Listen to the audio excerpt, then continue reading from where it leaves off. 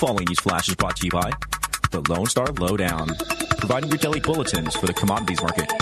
Today in history, news updates, and the inside scoop into the tides of the alternative. Markets for Monday, the 20th of June, 2016, are currently trading with gold at $1,286.93 an ounce, silver $17.48 an ounce, Texas crude $47.98 a barrel, and Bitcoin is still on the way up, currently at 735 U.S. currency.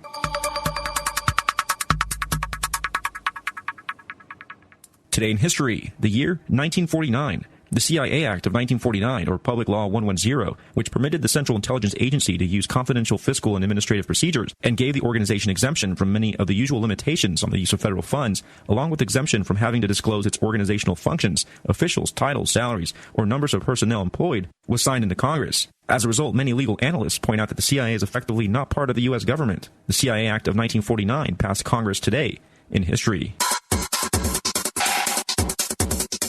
In recent news, the United Nations said today that a record 65.3 million people were registered as displaced by persecution and conflict in 2015 alone, the highest annual figure since the United Nations High Commissioner for Refugees started keeping records. It's the first time the 60 million barrier was passed. Crunching the numbers, this places 1 in every 113 people on the earth as now qualifying as a refugee, an asylum seeker, or internally displaced in their home country. Decades of fighting in Afghanistan and Somalia and conflicts in places such as Syria, South Sudan, and Yemen lifted the total number of refugees to 21.3 million, more of half of which are said to be children, according to the UNHCR. The Israeli government approved roughly $20 million in additional financing for Jewish settlements in the occupied West Bank this last Sunday. In some remarks before the weekly cabinet meeting on Sunday, Mr. Netanyahu, the leader of the conservative Likud party, stated that the assistance plan was intended to strengthen security for the settlements, as well as to bolster small businesses and encourage tourism. Referring to the West Bank by its biblical names, Yariv Levin, the tourism minister, released a statement where he indicated that some of the money would provide financial support for the construction of hotels in the main tourism areas in Judea and Samaria. Keep in mind that most UN member countries view settlements and the construction of them as a violation of international law and a roadblock to a resolution for the Israeli-Palestinian conflict. This is Rick Rohde with your lowdown for June 20th, 2016.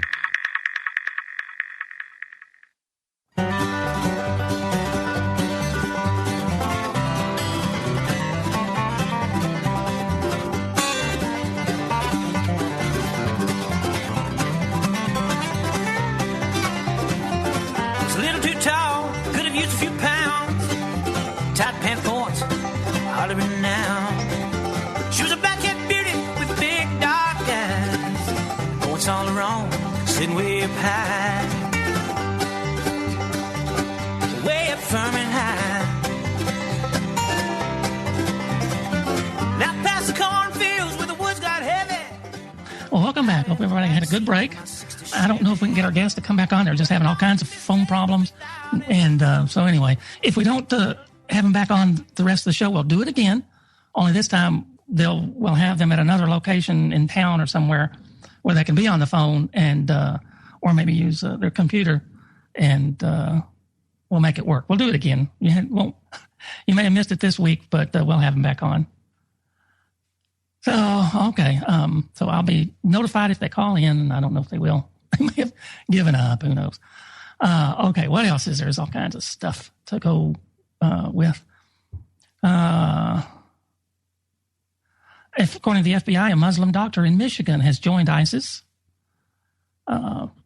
Stuff just piling up. I mean, this is all to the past 2 weeks, well, maybe 1 week. I don't know. Let's say 2 weeks. There's a series of pictures around that exposes dog slaughter in Kuwait. In Arabic countries, dogs are looked down on. They're not pets.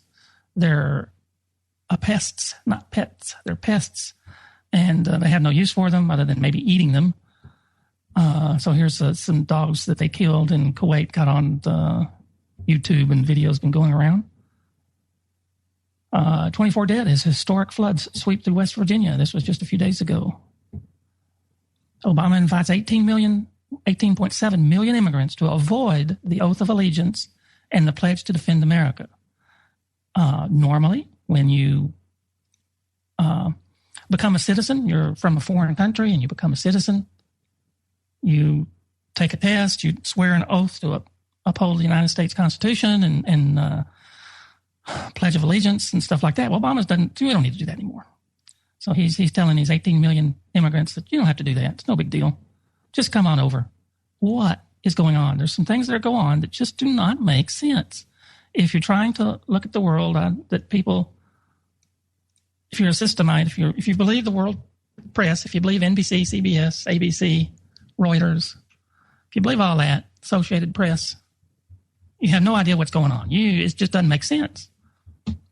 But if you read the Bible, all of a sudden you have an aha moment where stuff's, wow, it's beginning to make sense. This is that article that says whistleblower terrorism is not the enemy, Sharia is.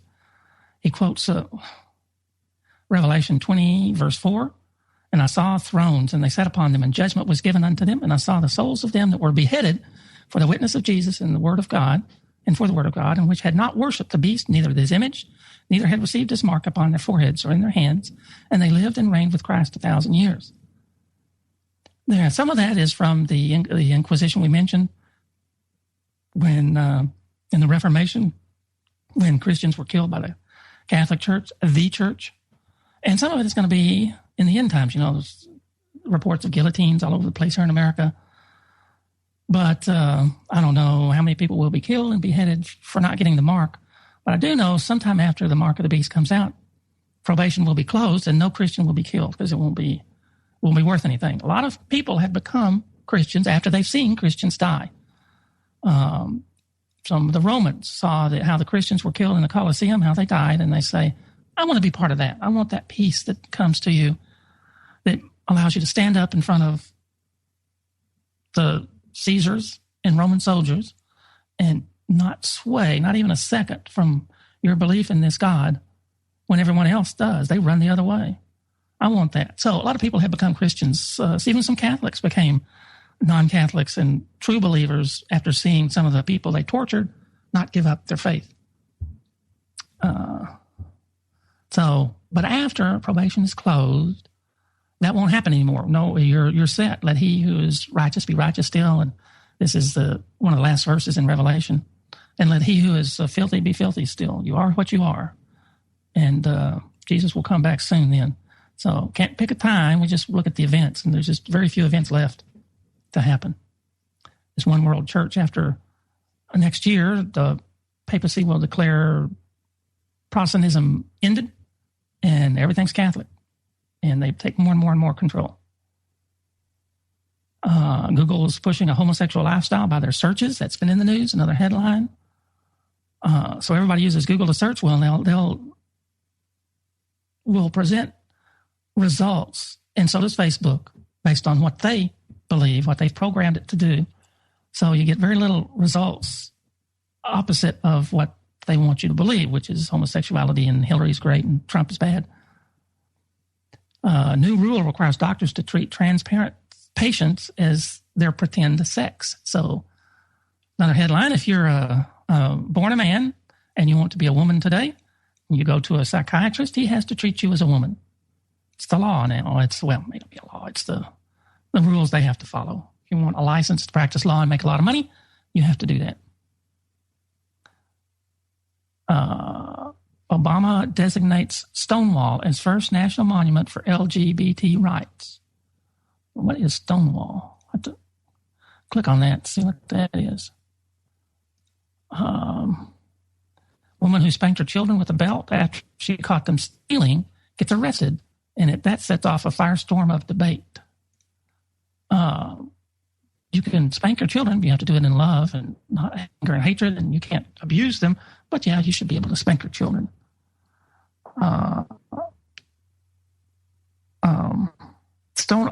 There's a Stonewall Inn in New York City, is what that is talking about.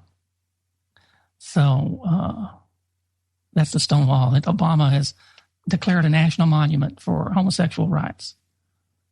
Another headline, China is still harvesting organs from prisoners at a massive scale. That was in the news years ago, and it's back. And they have proof that China's doing that. Anyway, they said they weren't. It's come back. They have schools are secretly indoctrinating children with the homosexual LGBT agenda.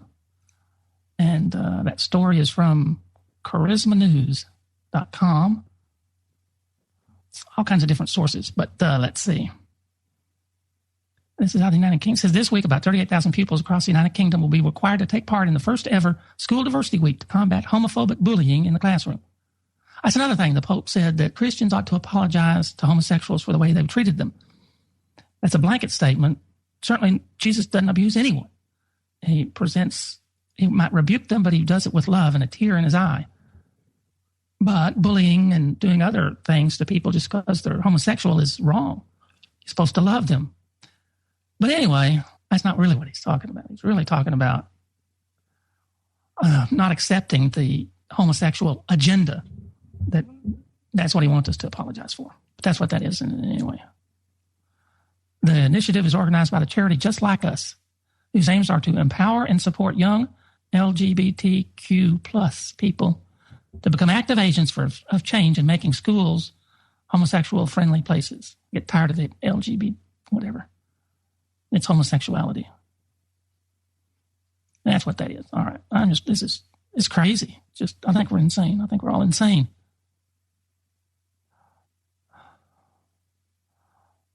Oh, what is that? What is it? So anyway, I call up a web page and something is playing. I hope you don't hear it, but it's distracting. And I don't know how to stop it, but that's what it is. I got it. I didn't even click on that, but it came up. All right. It's another one. The Pope, the Pope The Pope Video is a global initiative developed by the Pope World Prayer Network, Apostleship of Prayer, to assist in the dissemination of monthly intentions of the Holy Father related to the challenges facing humanity. So what he's trying to talk about is the New World Order and his agenda, and it's going to get there. One World Church, started by the Roman Catholic Church, June the 26th of 2000. Anyway, the religions are becoming one. I'm sorry, some people don't agree with that, but you can see it. The Methodists have signed up to the Catholic Church. The Episcopals, the Anglicans, the Evangelicals have. Saw that with my own eyes. The Baptist Church the leadership is speaking like the Pope and talking points like the Pope, and they're going right down the agenda of the New World Church. They just haven't officially signed up yet, but they will. They will. What is this? Let's see. He says, and this is from remnantofgod.org. Now do you see the reason the 52-year-old 501c3 contract was finally given life on March 7th, 2006? That's when Bush made an order that turned all the churches basically into government organizations. All the pastors that had clamored after the money offered in the contract in Rome had already set the stage for her final movement. So it was time for pastors to bow and worship to the Pope. And yes, the date should look familiar because, as we know, pagans, coming up on a break. So I'll read that later. We'll get some other stuff on and talk about. This is Agenda 21 Talk. Call-in number. We are live. It's Tuesday, June the 28th, 2016. Call-in number is 512-646-1984. So call in with your comments or questions. It's kind of open mic night. If you're not out in the country, give us a call. 512-646-1984. This is the Logos Radio Network.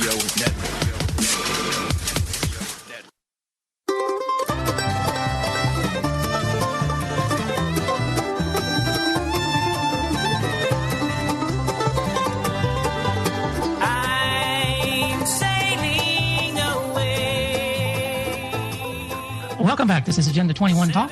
I'm Don. Our guests probably won't call back in tonight. We'll have another show with them on where we can talk to them. They'll go to a place where they have good internet service and won't be at home. But that's what you're supposed to go out to the country. That's one reason we moved down here, although I didn't know that at the time. We were following God's orders, but I didn't even know it at the time. But we're out in the country, so you're supposed to go out and get away from the cities. Cities have a lot of violence, crime, ungodliness. That the zombie apocalypse is going to be more in the cities. There'll be crackdowns and all kinds of stuff in the cities, but they can't do every square foot of America. So go out into the solitary places, as one woman wrote. And it's time to get out of the cities. And technically the solitary places occur just before Jesus returns at the mark of the beast comes out. And so what is the mark of the beast? Just real quickly, because I got some other websites to go over. Real quickly, I don't have time to prove it on this show, but it's a mark of God. We don't care what the mark of the beast is. If you got the mark of God, you won't have the mark of the beast. What is the mark of God? The Bible's pretty clear and specific. It is a sign between you and me, it says, and it's the fourth commandment, seventh-day Sabbath worship is the mark of God. The mark of Satan, the mark of the beast, is a counterfeit of that. It's any other day of worship. But they picked one day. They picked the very next day, the first day of the week. And they picked the day that Jesus rose on, is said to have risen on. Some people debate it, say he rose on the Sabbath. But it doesn't really matter. So anyway, it's another day. And so they could have picked any days. The Muslims chose Friday, although they don't do much on that. And the Christians have picked, some of the Christians have picked, or the church, the Pope picked Sunday, another day. And they are very upfront, the Pope, Catholic Church is, that there's no biblical support for Sunday worship. They only do it because the Pope said it. And they say that gives sort of a circular reasoning. They said the Pope changed the day. That gave him the authority to change the day because he did change the day. So anyway, that's a whole deal.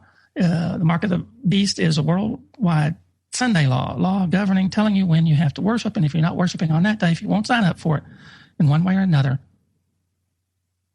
you're going to be punished. And eventually there'll be a death penalty. All right, that's the mark of the beast coming soon to a world near you. This is from theblaze.com, exclusive. A new bill will require Library of Congress to continue use of illegal alien and subject headings. They had stopped using illegal aliens and taking it to just aliens, leaving out the illegal part. Apparently, it's okay to break some laws, but not others. Then I'm just going to read. This is just a drop in the bucket of things that are going on, but this is what's going on. While the Library of Congress effectively scrubbed the terms aliens and illegal aliens from its subject headings last month, the legislation set to be introduced Wednesday could change that. So this is April the 13th, so it's a couple of months old. The short bill doesn't require the Library of Congress to unequivocally use the phrases. Rather, it mandates that the research library continue using the term illegal alien just as they were previously. Diane Black, a Republican from Tennessee, I thought it said Texas, told the Blaze Tuesday. The interesting thing was they stopped doing it, and where does it say? AP did that too. The Library of Congress deemed the term illegal alien, which also was eliminated from the AP style book in 2013, pejorative and executive summary of the changes released in March. It was canceled and replaced after the investigation from the Library of Policy and Standards Division. An effort was propelled by Dartmouth College students. Calling an illegal immigrant illegal isn't pejorative. It's perfectly accurate description of the actions they took to enter our country unlawfully, Black told the Blaze. Anyway, so that's the deal. We just won't call it what it really is, just like Obama says we're calling it. Extreme Islam won't change anything. Yeah, it does. So that's what they try to do. They try to get you to, they try to brainwash you by not reporting the truth as it really is. They change the words. This is going to read, this is out of, I'm going to save this. I'm going to save this right now. While I'm on there, I'm going to save this in my bookmarks under climate change. Bookmark this page, put it under choose. Okay. This is Epic Correction of the Decade. And on the air, this story a couple months ago that said, well, I'll just read this first. This is from powerlineblog.com. It says, the New York Times will really have to extend itself to top the boner of mother of all corrections at the American Journal of Political Science. Bonehead is what they're talking about, not some nasty thing.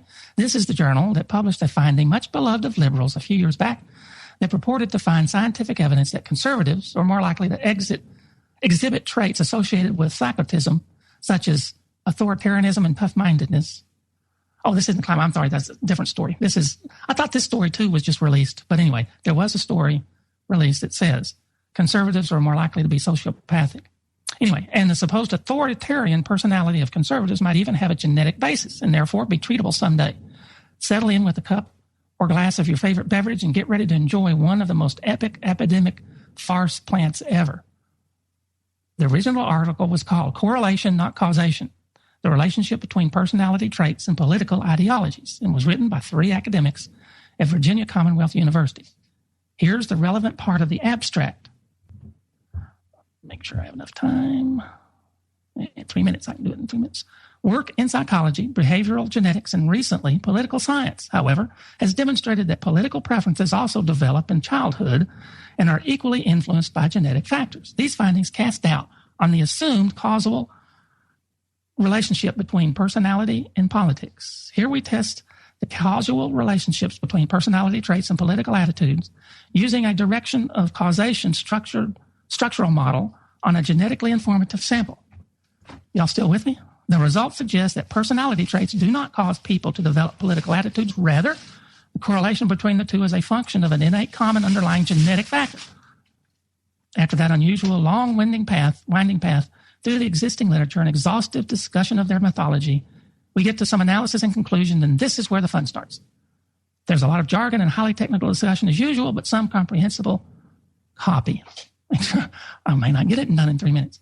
In line with our expectations, P for psychotism, positively related to tough-mindedness and authoritarianism, is associated with social conservatism and conservative military attitudes. Intriguingly, the strength of the relationship between P and political ideology differs across sexes.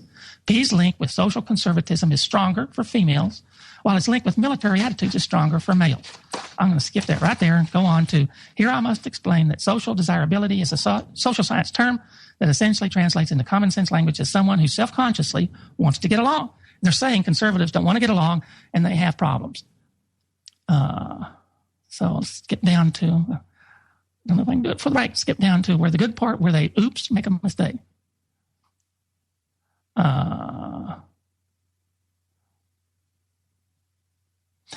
The erroneous results represented some of our larger correlations between personality and politics ever reported. They were reported and interpreted repeatedly in the wrong direction, and then cited at rates that are, for this field, extremely high. What he's saying is they got it backwards. It's liberals that are antisocial and authoritarian, not conservatives. I'll have to read this after the break. It's just so funny. And I thought that was more than a few years old. I thought it was less than a few years old. I thought it was just recent. But anyway, we're coming up on a break, so I'll read the rest of it. And it's listed on Retraction Watch, where they had to retract this. After several years of reporting the wrong thing, saying conservatives are idiots, now they have to say liberals are idiots, and it didn't get any press. So you heard it here first. This is Agenda 21 Talk. Call in number 512-646-1984. When creepy crawlies attack your vegetable garden, don't reach for toxic sprays and powders. They can make you and your family sick. I'm Dr. Catherine Albrecht, and I'll be back in a moment with an inexpensive, safe solution for winning the battle of the bugs. Privacy is under attack. When you give up data about yourself, you'll never get it back again. And once your privacy is gone, you'll find your freedoms will start to vanish too. So protect your rights, say no to surveillance, and keep your information to yourself. Privacy, it's worth hanging on to. This public service announcement is brought to you by StartPage.com, the private search engine alternative to Google, Yahoo, and Bing. Start over with StartPage. Neem, spelled N-E-E-M, is an oil pressed from the fruits and seeds of an Indian evergreen tree. It's a natural insecticide that can handle even resistant garden pests. Neem's not only effective, it's proven safe. It's been used by the Indian people for thousands of years to ward off insects and fertilize crops. They also use neem tree extracts in traditional medicines, health products, and cooking. You can make your own neem pesticide by mixing half an ounce of organic neem oil, half a teaspoon of liquid soap, and 2 quarts of water. Spray it on plants and flowers to kill a wide variety of insects, including ants, aphids, beetles, and caterpillars. I'm Dr. Catherine Albrecht. More news and information at CatherineAlbrecht.com. You are listening to the Logos Radio Network. LogosRadioNetwork.com.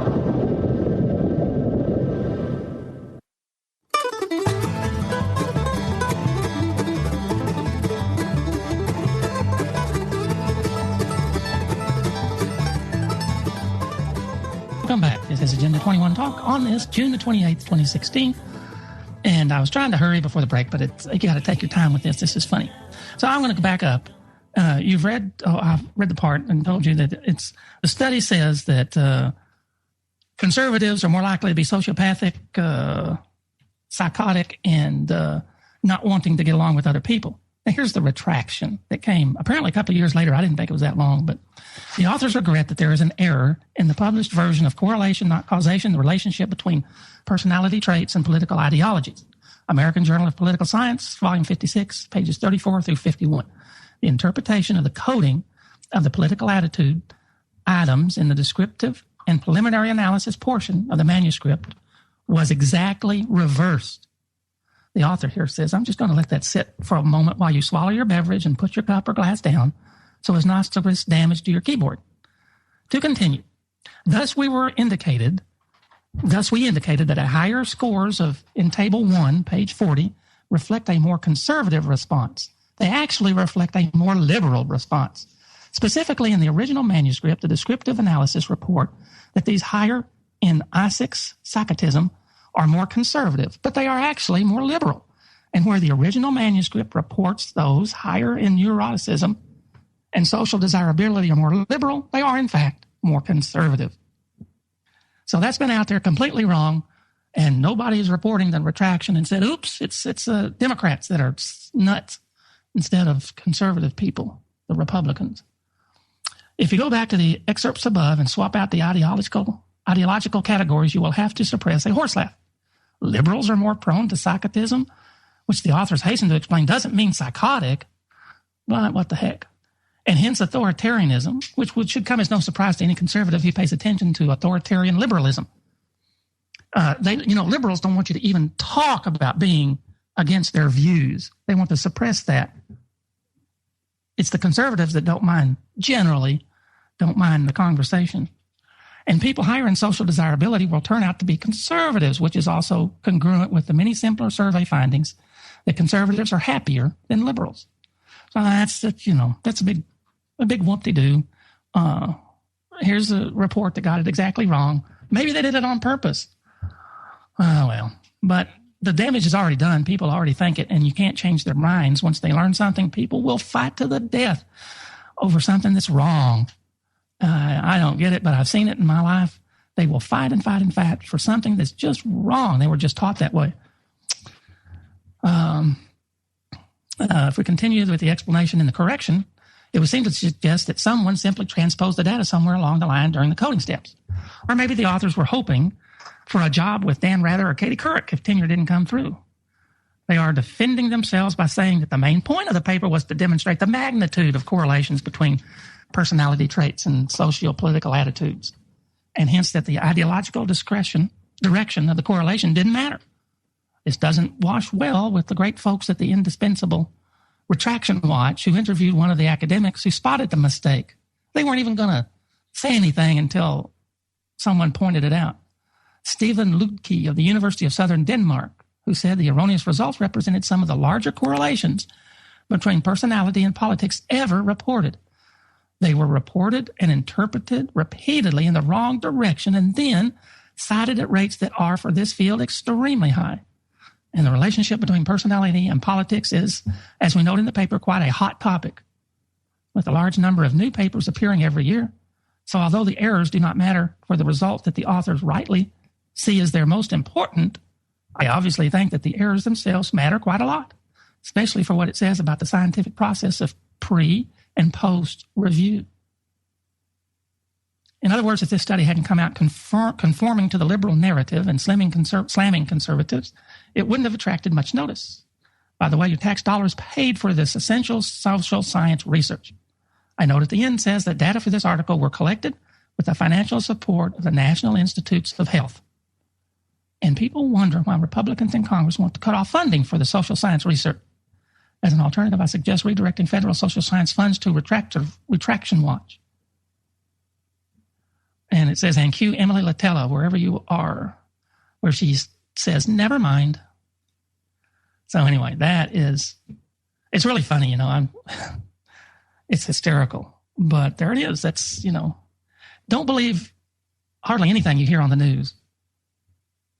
science has gotten to where peer review is a joke. Scientific papers are printed and published without any review. I've reported that. Some sources are saying that 70% of the scientific papers are bogus. Studies are flawed. There was no peer review. They went to a journal that just simply took your money. You had to pay to get it published. They take your money, publish it. Don't even check it. And it gets reported. There's the guy that did the saying that chocolate cake is good for you. He just made it up. And within a month, he exposed the scam, but yet it went around and around. It had some flag stuff that should have been flagged by reporters, but they accepted it gleefully. So it was just a proof in point of how news agencies do not do any research on their own to vet the stories that they publish. So really and truly don't believe anything you hear. And anything I say, especially about the Bible, don't believe it, check it out. Grab your Bible and check it out. I want you to. Next story I've had queued up several times. We never did get to it. This is off of medium.com. Why central banks will issue digital currency. A summary of Chain's presentation at the Federal Reserve, a guy named Adam Ludwin's keynote address to a gathering of 100 central bankers and regulators from around the world at the Federal Reserve in Washington, D.C., jointly hosted by the IMF and the World Bank. The event, titled Finance in Flux, the Technology Transformation of the Financial Sector, was held June 1st, 2016. So it was the 1st of June. This presentation was preceded by an inaugural address at the Federal Reserve Chair, Janet Yellen. And, of course, today is June the 28th at the end of June, so it's just about a month old. I won't be able to finish it before the break, but it's really, I'm not going to read all of it, bore you with it, but it's talking about getting rid of paper money as they're going. I mean, paper money is 1/1000% of the money that's out there, and the money is just numbers in a bank. But that's what they're going for. They're going for just numbers in a bank. They want to do negative interest rates where they charge you for holding the numbers in their computer. And they're doing it so they can get you to not be able to buy or sell without their permission. Sweden is the first country scheduled to go with essentially digital currency. It's they're not calling it digital currency because digital currency, as the story I'm going to read, involves the blockchain, the Bitcoin blockchain idea and concept. But Sweden is going to go cashless, the first country to go cashless. You'll have to have plastic, just numbers in a computer, not based on anything. Used to, money was based on some value. It was a gold or silver coin or something of value, copper. And the more rare the element, the more valuable the coin. The value of the money was in the money itself, gold or silver. And then other things have been used as money, barter systems and things, but we've gotten to where it's nothing. It's just vaporware. It's just a thought in your head of whether you have 10,000 or 10 units of whatever. Sometimes we call them dollars. Anyway, I'm stalling because we're going on a break, and I'll read some of the rest of it. But there's all these charts and graphs about Bitcoin transactions and whatnot, and banks are heavily invested in doing blockchain stuff. So I'll just hit a few highlights after the break. But that's where they're going for it, and that's why they're doing it. They want to get rid of any pretext to money so they can just cut it off. Hit delete on the computer and wipe you out. This is Agenda 21 Talk on this June the 28th, 2016. Last segment of the show coming up. Call in 512-646-1984.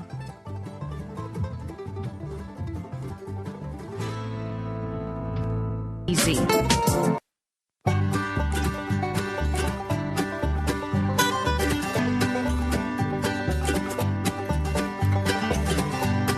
Seems like yesterday. Well, welcome back. This is Agenda 21 Talk. I'm Don. This is the last segment of the show for this June the 28th, 2016. So call in, comments or questions, 512-646-1984. I don't know. Anybody wants any links to this stuff, I'll just email me, agenda21talk@yahoo.com. A new medium for money is what this guy's talk is titled, because that is what a blockchain enables. Chain partners with organizations like Visa, Citi, NASDAQ, Fidelity, and increasingly with central banks to deploy next-generation financial networks on blockchain architectures. You can go to Wikipedia and enter blockchain, and it'll give you a good explanation of what it is. I don't know if this is worth it, but this is what he says in his speech. To put this talk in perspective, it's useful to think back to November 2008 It was just 2 months after Lehman Brothers collapsed. AIG and other financial institutions received $200 billion of numbers in federal assistance. The Fed announced an $800 billion number in a computer stimulus program, and Obama won the presidency. It was a busy month in the news. But something else happened that month that didn't make the news. In an obscure corner of the internet, an anonymous person or persons published a math paper, the Bitcoin white paper, that solved a problem that had until then stumped computer scientists. That problem is how to create digital money without any trusted partners or parties. The key breakthrough was the invention of a cryptographic data model called a blockchain. So that's what the banks want to go to. There's a comment I read, I probably can't find it, because anyway, was basically it says money's nothing anymore. It's just numbers. And I thought he didn't say it quite that way, but that's really what he meant. There's nothing of value behind any of the numbers that we take as granted. If you make $20 an hour, there's no value there. I mean, you get 20-somethings in your bank account but per hour, but what does that mean? Well, it's nothing of value. You can trade it for things, but it can be removed from you just so easily, it's unreal. Simply put, these institutions are using the techniques pioneered in Bitcoin to build new networks that digitize existing asset classes like securities and currencies.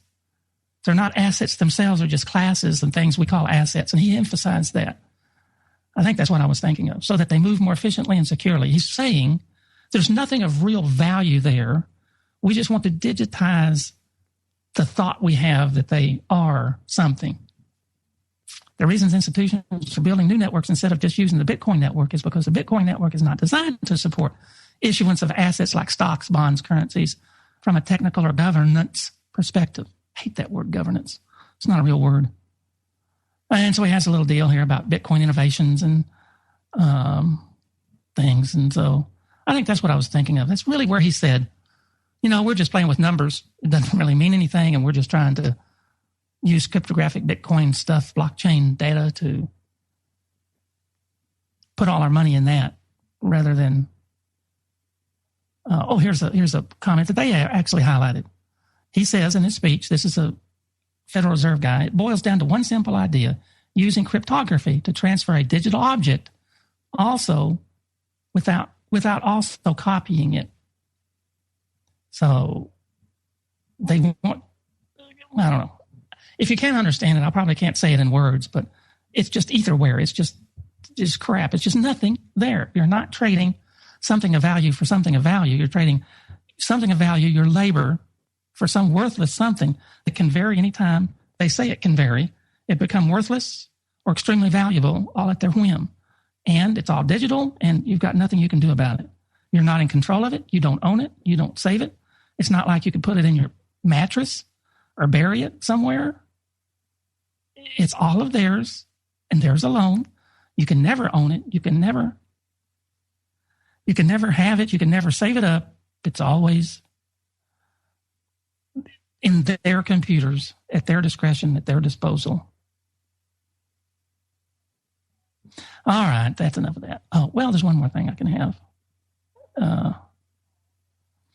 I won't read this article, but if anybody wants it, I'll give it to you. It's on freedomhub.pl. Freedom, FREEDOMHUB.pl. And you can probably search for this title, How Negative Interest Rates Work, Part 1. Read it.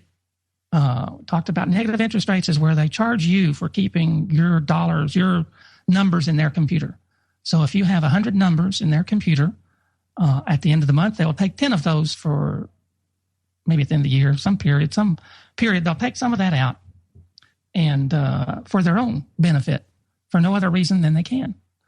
So that's negative interest rates. And when you talk about negative interest rates, they have a picture of a big collider, one of these big reactors. And I don't know, I explained it. It has these things like cannons pointed into a center where they're going to smash atoms. That's what it's going to do, smash people together. But anyways, read that. What is this guy's name? I don't know. Posted on Coetian. I don't know what that is. Anyway, apparently it was published in a foreign country. Central banks are and I translated it in English, I guess, freedomhub.pl. It's PL. I'm not familiar with that.